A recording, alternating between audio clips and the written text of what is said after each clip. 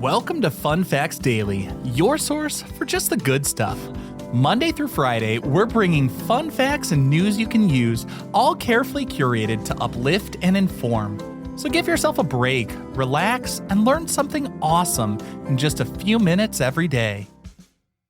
Hi everyone, I'm Kyle Wood, and today we're going to be learning all about the first road trip across America back in 1903. But before we get into the facts, let's warm up our brains with a little challenge to see if you can tell fact from fiction. Consider this. While the record-setting cross-country journey officially took more than 2 months to complete, some say they weren't actually traveling anywhere near that long.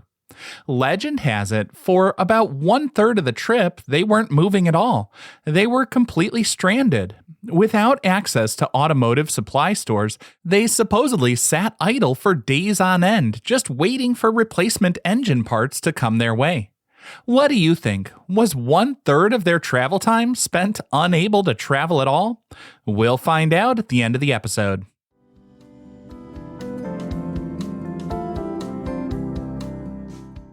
Now for your word of the day.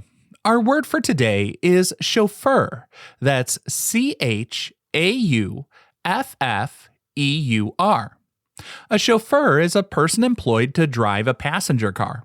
While today the term is almost exclusively used for drivers of luxury sedans and limousines, its origins were far from glamorous. The word comes from the French verb chauffer, which means to heat. I know, the connection between heating and driving isn't really obvious, but bear with me. Some of the earliest automobiles were powered by steam engines. The person operating the vehicle had to stoke a fire to heat the water and generate steam. When internal combustion engines eventually replaced steam power, the French term carried over to anyone operating or maintaining a car. In those early days of the automobile, driving required extensive mechanical knowledge to constantly repair the vehicle, making the chauffeur as much an engineer as a driver.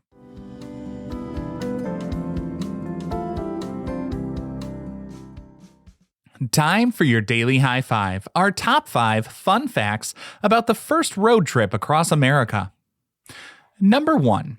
The cross-country odyssey took weeks and cost about $8,000 just to win a $50 bet.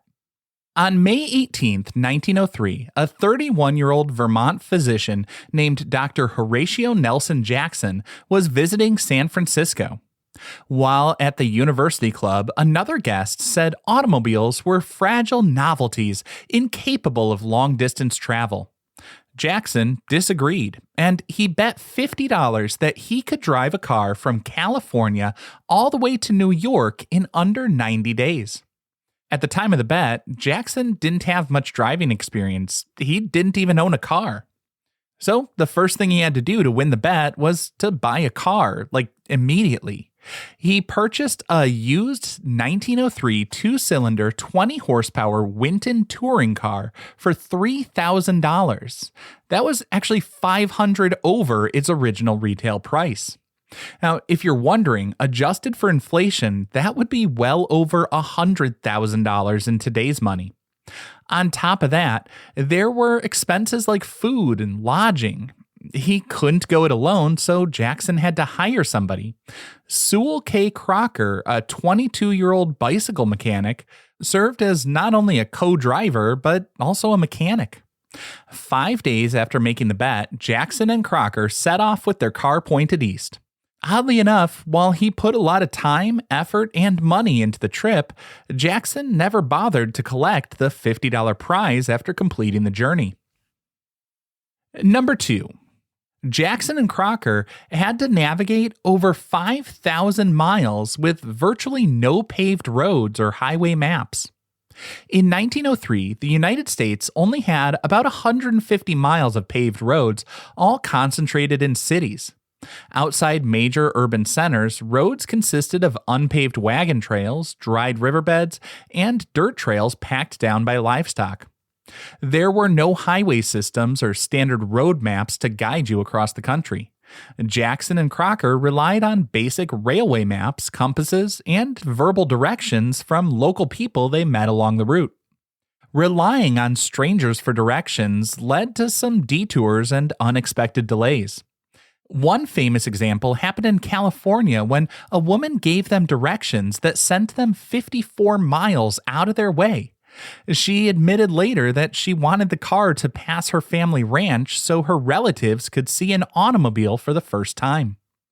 But the thing that would really freak me out is the way that they got over some bridges and other things as they navigated. Since there were no highways, they followed the pathways that did exist, the Transcontinental Railroad, which required them to cross deep rivers using elevated train trestles. Their car bumped along the wooden railway ties high above the water with no room to pull over if a train came through. In order to give these crazy dangerous crossings a veneer of some safety, Jackson and Crocker would place their hands on the steel rails to try to feel for vibrations of oncoming trains before they got onto the bridge. If the tracks felt still, they would hope for the best and drive across as quickly as possible. And I have to say, obviously, don't try that yourself. And despite all these challenges, they were able to safely make their way across California, Oregon, Idaho, Wyoming, Nebraska, Iowa, Illinois, Indiana, Ohio, Pennsylvania, and finally, New York. Number 3. In Idaho, they picked up a dog who wore driving goggles throughout the road trip. While traveling near Caldwell, Idaho, Jackson bought a light-colored pit bull terrier named Bud for $15. The Winton touring car didn't have a roof, even a windshield, so everyone was exposed to the dust kicked up along the various trails. All that dust irritated Bud's eyes, so Jackson decided to buy a pair of driving goggles for the dog. Bud adapted to life on the road pretty quickly and kept watch over the vehicle during overnight stops. As word spread about the road trip, newspaper reporters across the country began highlighting Bud because, let's face it, animals dressed like people are always adorable. And Bud was more than just a road trip companion. He stayed with the Jackson family for the rest of his life in Burlington, Vermont. Today, Bud's original driving goggles are preserved and displayed at the Smithsonian Institution in Washington, D.C. Number 4. The first cross-country road trip required a lot of creative problem solving. In total, that drive across the country used over 800 gallons of gas. Today, that would be pretty expensive, but not much of a logistical hurdle. But in 1903, gas stations didn't exist, so Jackson and Crocker had to buy fuel from general stores, hardware stores, even cleaning supply businesses that stocked gas for stoves. The thing is, it takes more than just gas to keep the car running. Mechanical breakdowns occurred pretty much on a daily basis, and just like they didn't have gas stations, there weren't auto supply stores all over the place. Crocker sometimes had to get creative with the tools they had on hand. When their tires blew out in remote areas, they wrapped heavy rope around the wooden wheel rims to maintain traction. On one occasion, Crocker rode a bicycle 25 miles to buy 4 gallons of gas after a leak drained their tank. The team also carried a block and tackle system, an axe, a shovel, and heavy ropes to pull the 3,000-pound car out of mud holes. Thankfully, they also often got help from strangers.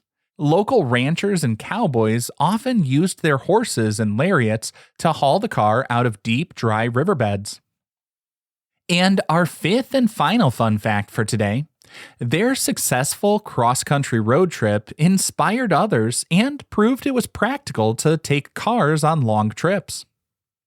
As news of Jackson's progress was published in national newspapers, competing car companies rushed to launch rival expeditions.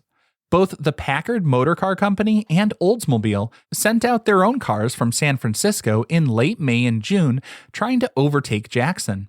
This created a sort of race across America, which added more interest in the newspaper reports. Jackson, Crocker, and Bud maintained their lead and drove into Manhattan and the history books on July 26, 1903. Their total travel time was 63 days, 12 hours, and 30 minutes.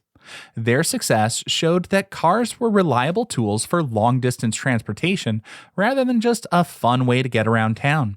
This single trip helped win public support for building paved roads, eventually leading to the modern highway system. Today, the original Winton car, named Vermont, is on display along with Bud's driving goggles at the Smithsonian.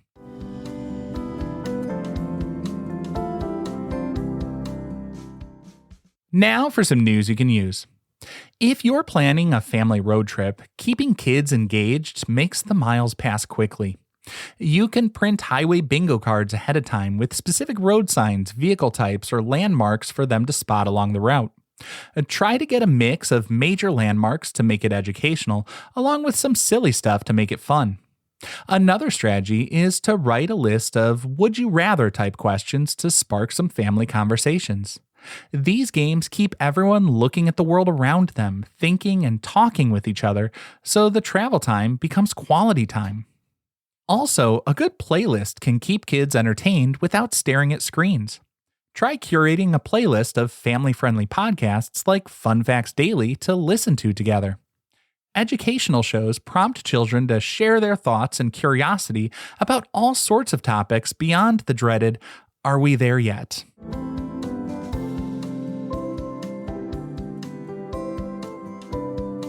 Finally, the moment you've been waiting for. At the beginning of the episode, I asked if the travelers spent about a third of their journey completely stranded and unable to travel at all. Well, that's a fact. While the record books show the trip took 63 days to complete, the Winton touring car was only in motion for 44 of those days. They spent the remaining 19 days, about 30% of their total travel time, stranded in various settlements. Without auto parts stores, they had to sit idle waiting for the railroad to deliver replacement components like tires, a transmission cover, and drive chains from across the country. Now, I hope you enjoyed learning a bit about the first road trip across America with me today, and be sure to tune in every weekday for even more fun facts. Fun Facts Daily is an Airwave Media podcast. It was written, recorded, mixed, and edited by me, Kyle Wood. Thanks for sharing a part of your day with me. Be sure to follow Fun Facts Daily on your favorite podcast app so you can keep the good stuff coming your way every day. And if you like the show, please do me a favor and leave a kind rating, review, or just tell your friends about it.